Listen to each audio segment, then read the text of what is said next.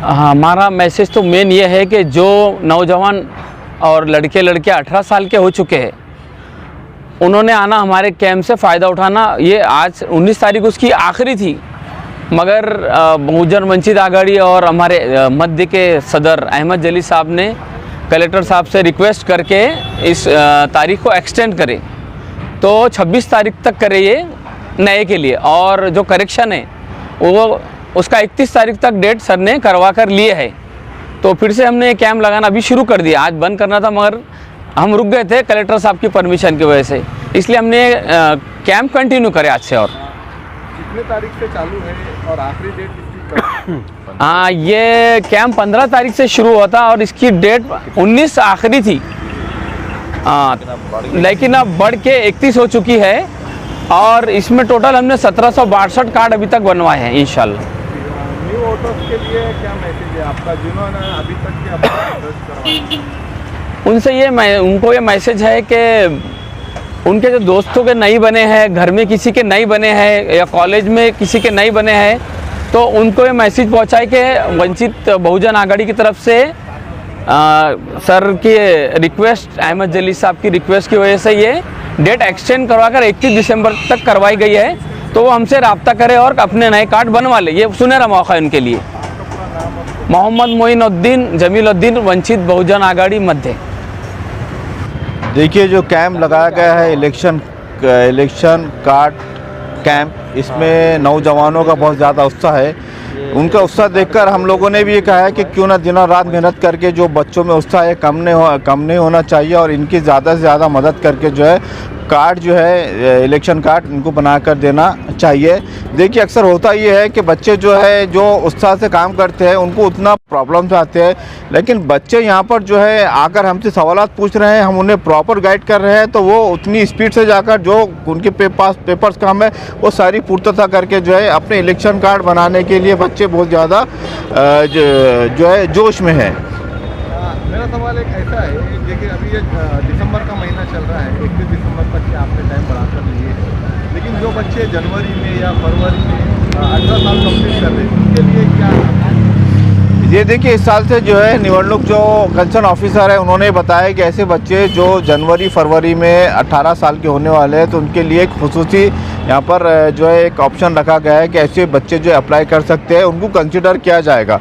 तो आपके चैनल के माध्यम से मैं उन तमाम पेरेंट्स को ये मैसेज पहुंचाना चाहता हूं कि उनके लड़के और लड़कियां जो आने वाली जनवरी फरवरी में 18 साल के कंप्लीट होने वाले हैं वो जो है अपने पेपर्स लाकर हमारे ऑफिस पर आइए और ऑफिस पर आकर अपने बच्चे और बच्चियों का जो है इलेक्शन कार्ड बनवाएं। एक राजनीति से हटके मैं एक सवाल आपसे पूछूंगा कि देश में जिस तरीके से माहौल चल रहा है, जातिवाद की राजनीति होती है, कहीं पर भी सभा होती है, इलेक्शन होता है, तो जो नौजवान बच्चे अब न्यू वोटर्स हैं, पहला वोट अपना डालने वाले हैं, उन्होंने कैसा प्रधानमंत्री चुनना चाहिए, अपना लीडर कैसा चुनना चाहिए, उनके लिए क्या चाहिए? देखिए, उनको प्रधानमंत्री और लीडर ऐसा चुनना चाहिए कि सोशल मीडिया का ज़माना है, हर चीज़ अवेलेबल हो गई कि भाई किसने क्या काम किया है, उसकी क्या एक्टिविटी है वो देखते हुए, और वो पार्टी का जो एम्स ऑब्जेक्टिव है, जो मैनिफेस्टो है, उसको देखते हुए आज की जो हमारी पीढ़ी है, जो जनरेशन है, पहला वोट डालने वाले हैं, उसी को देखते हुए सोच समझ कर उन्होंने एक साफ़ सुथरे छवि वाले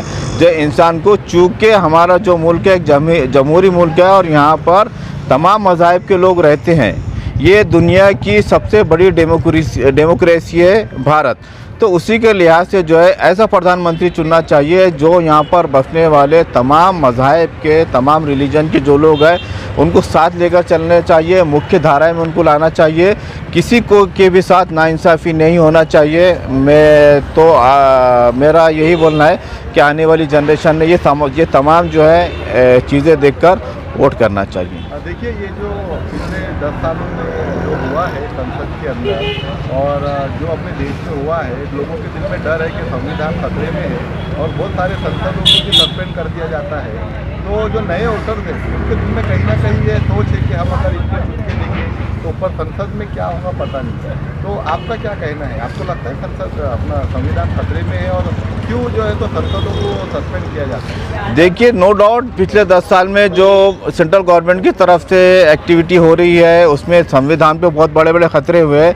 ये फर्स्ट टाइम नहीं है जो संविधान पे खतरा हुआ। इससे पहले जब हमको आज़ादी मिली हुई 1947 के बाद से भी जो है संविधान खतरे के ऐसे हालात आए, लेकिन हम सब ने मिलकर उसको अच्छी तरह निपटा है। ये जो जातिवादी ताकत है इनकी उम्र ज़्यादा नहीं होती, लेकिन पिछले 10 सालों में जो ये हुआ है ये ज़रा जो अपने भारत का जो माहौल है, भारत की जो परंपरा है, हमारे देश की परंपरा है, उससे हट के उसको परे रख के जो है ये सब काम हो रहा चाहे। एक तरफ तो गवर्नमेंट ये बोल रही है कि हम संविधान बचा रहे, लेकिन दूसरी तरफ पूरा संविधान के खिलाफ एंटी कॉन्स्टिट्यूशन काम कर रही है। ऐसे हालात में हमें घबराना नहीं चाहिए और हम सबको मिलजुल कर पूरी ताकत के साथ जो है ऐसी फासिस्ट पार्टियों को, ऐसी फासिस्ट ताकतों को जो है डिफीट देना चाहिए, शिकस्त देना चाहिए। और नए जो वोटर्स हैं, नए जो बच्चे हैं, उन्हें भी हिम्मत से काम लेना चाहिए। उनके बड़े जो है, उनके जो पिताजी और दादा है, उनसे पूछना चाहिए कि पहले जो आज़ादी के बाद हमारे पास जो संविधान पे जो खतरे हुए हैं उससे किस तरह निपटा गया है। तो उनके वालिद और उनके पिताजी और उनके दादाजी वो बच्चों को गाइड करेंगे। जी, अगर औरंगाबाद शहर, औरंगाबाद दिल्ली की अगर बात की जाए तो पिछले 20 सालों में जो है तो यहाँ पे शिवसेना राज कर रही है और अभी पिछले 5 सालों में जो है तो खासदार इंडिया जलील आए थे और अब लोकसभा फिर से आने वाला है 2024 में। आपको लगता है कि एक राजनेता होने के नाते औरंगाबाद का जिस तरीके से विकास होना चाहिए था उस तरीके से हुआ, चाहे वो शिवसेना हो या MIM पार्टी हो, ये दोनों खरे उतरे आम जनता के बीच में, या फिर आपको इस बार बदलाव चाहिए जनता से? देखिए, ये जो है इसमें देखिए मैं आपको सीधा सीधा बात करता हूँ कि इसमें सिविक्स जो प्रॉब्लम है, सिविक्स प्रॉब्लम तो हर पार्टी कर लेते हैं, लेकिन सिविक्स प्रॉब्लम को छोड़कर स्टेट और सेंट्रल गवर्नमेंट से जो बड़े बड़े हमारे पास प्रोजेक्ट आते हैं, स्कीमात आती है, उस पर शिवसेना, BJP, कांग्रेस, NCP और मजलिस उसका इम्प्लीमेंट कराने में पूरी तरह नाकाम हो गई है। उनको जो है स्टेट और सेंट्रल गवर्नमेंट से जैसा प्रतिनिधित्व करना चाहिए था, जैसा ठोक बजा के उसकी इम्प्लीमेंट करने चाहिए था स्कीम की, वो बिल्कुल नहीं हुआ है। यहाँ के हमारे पास के MLA और MPs चाहे शिवसेना के हो, चाहे कांग्रेस के हो, NCP के हो, मजलिस के, ये पूरी तरह जो है सेंट्रल और स्टेट गवर्नमेंट्स की जो स्कीमात है उनको यहाँ पर इम्प्लीमेंट कराने में पूरी तरह फेल हो चुके हैं। जैसा कि अभी प्रधानमंत्री आवास योजना देख लीजिए, 2016 को जो है इसका हुआ, लेकिन आज 2023 में 8 साल के बाद भी अभी जो है टेंडर निकला हुआ है उसका, ये कब शुरू होंगी, कब तक लोगों तक पहुँचेंगी। इसी को लेकर जो है स्मार्ट सिटी का जो प्रॉब्लम था उसको प्रॉपर काम नहीं हुआ। हमारे पास जो है अमृत की जो स्कीम थी पानी को लेकर, वो भी पिछले 10 साल से पेंडिंग है, अभी तक काम कंप्लीट नहीं हो चुका है। तो ये MLA और MPs का काम है कि ये जो स्कीमात है ये लोगों तक पहुंचाना, और जो बीच में इम्प्लीमेंट एजेंसी है इनसे कड़क सवालात करके इन पे वॉच रख के जो है वो काम लोगों के हित के काम करा के लेना चाहिए। देखिए, ड्रेनेज के, पानी का, रोड का, इलेक्ट्रिसिटी का काम तो रुकने वाला नहीं है, महानगर पालिका उसके लिए है, वो तो चलते रहने वाला है, ख़त्म होने वाला नहीं है। चाहे आप वहाँ पर प्रतिनिधित्व करो या मत करो, ये महानगर पालिका काम है, वो करेगी। आज महानगर पालिका में पिछले 5 साल से एक भी कारपोरेटर नहीं है, लेकिन फिर भी जो है महलों में कचरे की गाड़ियाँ आ रही है, ड्रेनेज के काम हो रहे हैं, रोड के काम हो रहे हैं, इलेक्ट्रिसिटी के काम हो रहे हैं, ये महानगर पालिका का काम है। अगर आप ये काम कर रहे हैं तो आप अपने आप को राजनेता मत कहिए, लेकिन आप जो है आप MLA मतलब मेंबर ऑफ लेजिस्लेटिव असेंबली के आप मेंबर है, आप असेंबली के काम कीजिए। और MP मतलब मेंबर ऑफ पार्लियामेंट है, आप पार्लियामेंट में जाकर अपने शहर की जो स्कीमात है उसका जो है आप वहाँ पर आवाज़ उठाना चाहिए। देखिए, अभी पिछले दिनों जो औरंगाबाद और संभाजी नगर का जो मुद्दा चल रहा था, चाहे शिवसेना हो या MIM हो या कांग्रेस हो या सभी पार्टियां कहीं ना कहीं ये मुद्दे को सामने ला करके इलेक्शन लड़ने का काम करती थी, लेकिन अब सरकार की तरफ से ये मुद्दा ख़त्म होता हुआ नज़र आ रहा है। उन्होंने छत्रपति संभाजी नगर औरंगाबाद का नाम रख दिया है। तो 2024 में आपको क्या लगता है, आपके तरफ से अब ऐसी पार्टियों को क्या मैसेज है, अब औरंगाबाद संभाजी नगर पे इलेक्शन होना चाहिए या विकास पे होना चाहिए? देखिए, विकास पे होना चाहिए। छत्रपति संभाजी नगर और औरंगाबाद का तो ये सोचा छोड़ा गया था कि वोट डिवाइडेशन के लिए हर पार्टी ये चाहती है कि उसका जो वोट उससे खिसकना नहीं चाहिए, इसीलिए इसको लेकर जो है ये राजनीति की गई है। औरंगाबाद और छत्रपति संभाजी नगर का इसका विकास से लेकर कोई लेना देना नहीं है। और जो है ये जो शहर का नाम बदलकर छत्रपति संभाजी नगर रखा गया है, ये बिल्कुल तरह गैर कानूनी है, क्योंकि महाराष्ट्र की हुकूमत जो है ये खुद गैर कानूनी है। ये इसका मसला अभी सुप्रीम कोर्ट में चल रहा है कुछ। तो जो हुकूमत खुद गैर कानूनी है, उसने और डबल से गैर कानूनी काम करके औरंगाबाद शहर का नाम बदलने की कोशिश की है। और हमें कोर्ट से पूरी उम्मीद है कि जीत जो है ये हमारे फेवर में आएगी, और जो फासिस्ट पार्टियाँ हैं जो है इनको मुट्ठी खानी पड़ेगी। और आगे मैं आपके चैनल के माध्यम से तमाम लोगों से ये रिक्वेस्ट करना चाहता हूँ कि आप ये झंझट में नहीं पड़ते हुए जो अपना मैनिफेस्टो देगा, जो लोगों के विकास का और शहर के विकास का जो बात करेगा उसको दीजिए। उसके पास अगर शहर के विकास के लिए, डेवलपमेंट के लिए ब्लूप्रिंट है, उसके पास स्केच है शहर को का चेहरा हमारा बदलने का, आप ऐसे जो है नुमाइंदे को, ऐसी पार्टी को वोट कीजिए। एक आखिरी सवाल, जो न्यू वोटर्स है उनको आप क्या कहना चाहेंगे, एक वोट की ताकत कितनी होती है? देखिए, नए वोटर्स जो है, ये वोट का जो हमें ताकत मिली है इलेक्शन कार्ड का, आपको इसकी, आप सिर्फ इसे एक कार्ड मत समझिए। ये एक कार्ड से आप हुकूमत बना भी सकते हैं, आप हुकूमत गिरा भी सकते हैं।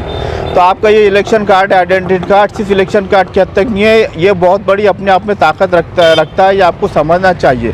इसके ज़रिए आप अपने पसंदीदा जो है, जो कैंडिडेट्स है, उसको वोट दे सकते हैं। अगर आपको समझ में आ रहा है कि ऐसे कैंडिडेट्स अपने लायक नहीं है कोई भी इसमें, तो आपके पास नोटा का ऑप्शन है। तो आप ये इलेक्शन कार्ड का आपको जो ताकत दी गई है, जमहूरी डेमोक्रेसी ताकत दी है, इसका भरपूर इस्तेमाल कीजिए और अपना इलेक्शन कार्ड जो है वो बनाना मत भूलिए और वोट डालना भी मत भूलिए। आपके कैंप का टाइमिंग बता दीजिए और कितने दिन रहने वाला है, और एड्रेस यहाँ का, और यहाँ पे कौन बैठेगा उनका नाम बताइए। देखिए, हमारा जो कैंप है ये 15 तारीख से शुरू हुआ था, जुम्मा के दिन से, लेकिन आज जो है थी, लेकिन आज से डेट एक्सटेंड हो गई है।